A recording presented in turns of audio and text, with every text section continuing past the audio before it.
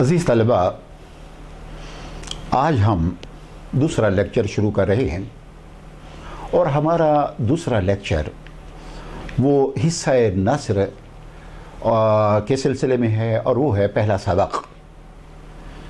सबक उसवा हसना सल्लल्लाहु अलैहि वसल्लम, इसका उन्वान है।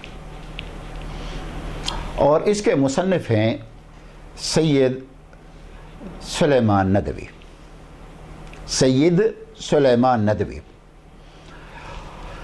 हम सैयद सुलेमान नदवी हमने कल के लेक्चर में जैसे बताया था कि जब हम हिस्सा नस्र पढ़ें तो उसके लिए एक कसौटी हमने कल के लेक्चर में बताई थी।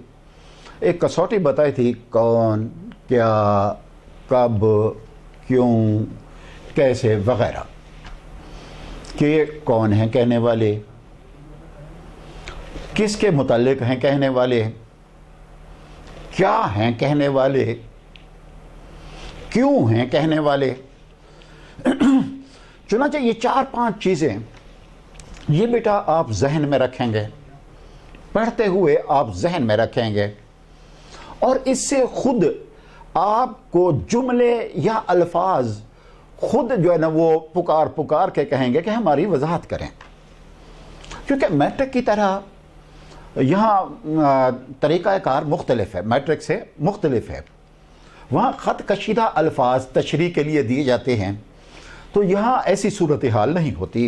इंटरमीडिएट में ऐसी सूरत हाल नहीं होती। यहाँ एक तालिब इल्म वो जुमले को पढ़ते हुए उसमें सिर्फ मुश्किल अल्फाज को ही नहीं बल्कि आसान अल्फाज को भी वो इस कसौटी पर परखे और अलग अल्फाज के मानी जैसे खुश खत लिखते थे आप मैट्रिक में, वो भी आप नहीं लिखेंगे। चुनांचे जैसे हमने कसौटी के मुतालिक बताया कि वो कौन हैं कहने वाले, तो वो लिखा हुआ है कि सैयद सुलेमान नदवी। तो हमने अदबी तारुफ सबक के हवाले से कराना है जो तकरीबन 8-10 सतूर पर मुश्तमिल होना चाहिए।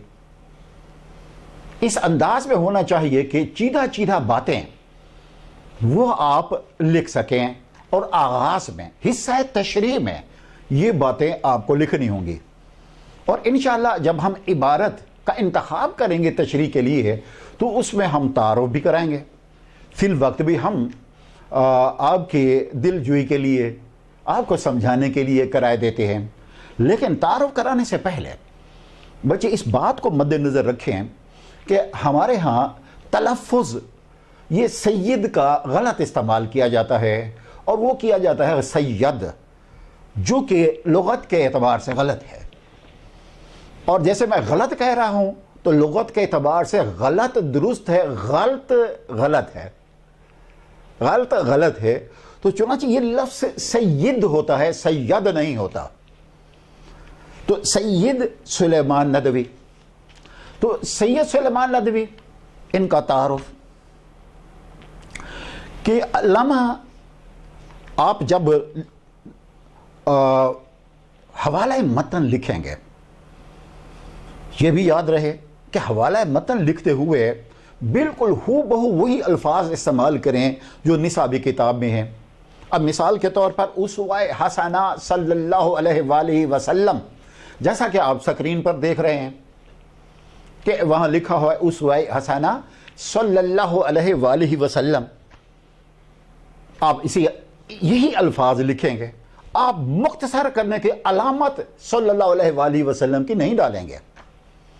बिल्कुल इसी तरह सैयद सुलेमान नदवी रहमतुल्लाह अलैह की अलामत लिखी हुई है, इसी तरह लिखेंगे।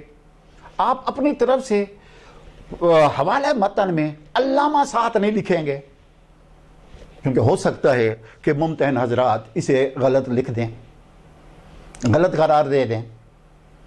तो इसके बाद इन्हीं बातों को मद्देनज़र रखना ज़रूरी है। अल्लामा सैयद सुलेमान नदवी का शुमार हिंदुस्तान के माए नाज उलमा में होता है। وہ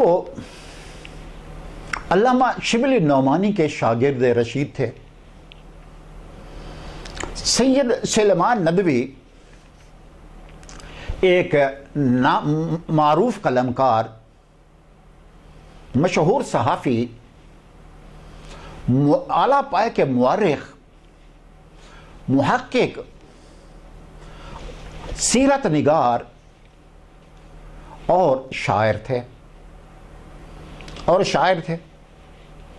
ویسے تو انہوں نے تحریک آزادی اور تحریک خلافت میں بڑھ چڑھ کر حصہ لیا،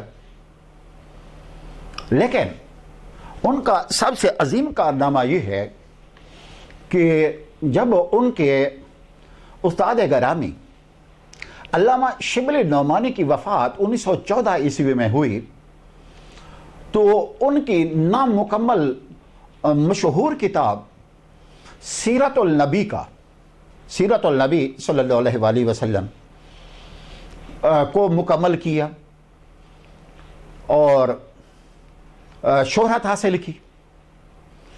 اس کے علاوہ انہوں نے بے شمار کتابیں لکھی. سبق میں دی گئی یہ چند سطور سید سلیمان ندوی کے مدراس کے لالی حال میں دیے گئے 8 خطبات پر مشتمل کتاب خطبات مدراس سے لی گئی ہیں، اور ان میں جو سطور دی گئی ہیں وہ ان کے مشہور خطبہ 5ویں خطبہ جس کا عنوان جامعیت ہے اس سے لی گئی ہیں. اس سبق کا عنوان مرتبین نصاب نے اپنی طرف سے اسوہ حسنہ صلی اللہ علیہ وآلہ وسلم دیا. کیونکہ جو مواد دیا گیا ہے، یہ جو سطور دی گئی ہے، اس میں وہ متعلق ہیں اسوہ رسول سے وہ باتیں منسلک ہیں، متعلق ہیں، تاکہ ہر انسان، دنیا میں رہنے والا ہر انسان اپنی زندگی کا اصول بنا کر دنیا اور آخرت میں کامیابی و کامرانی حاصل کرے. اسوہ حسنہ صلی اللہ علیہ وآلہ وسلم، اسوہ کہتے ہیں نمونے کو، حسنہ کہتے ہیں بہترین.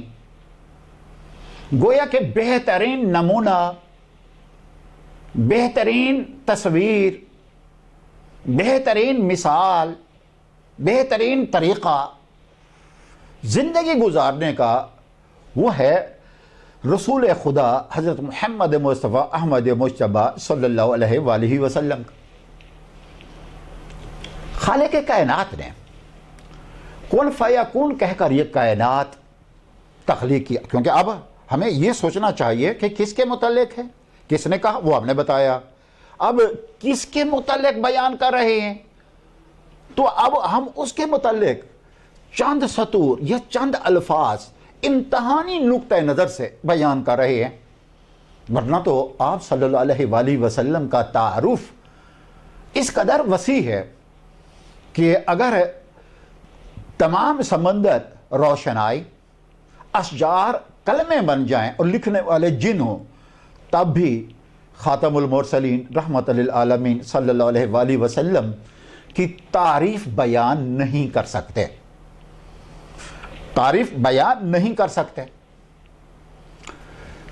خالق کائنات نے کن فیکون کہہ کر یہ کائنات تخلیق کی، اور پھر جب اپنی مشیت کے تحت یہ فرمایا وَإِنِّي جَاعِلٌ فِي الْأَرْضِ خلیفہ، کہ میں آدم کو زمین پر اپنا نائب بنا کر بھیج رہا ہوں، تو چنانچہ اس مقصد کے ہم دوسری بحث میں نہیں پڑھتے.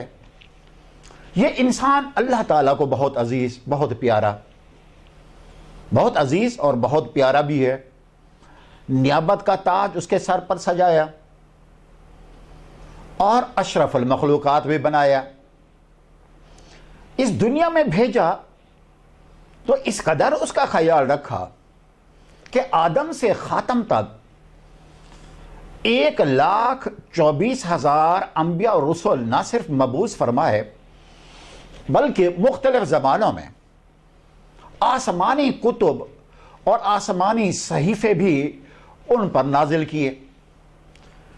اور اس وجہ سے کہ ہر دور میں اللہ تعالیٰ کی یہ پیاری مخلوق انبیاء کی تقلید کرتے ہوئے، انبیاء اور رسول کی تقلید کرتے ہوئے کامیاب و کامران زندگی گزار سکیں.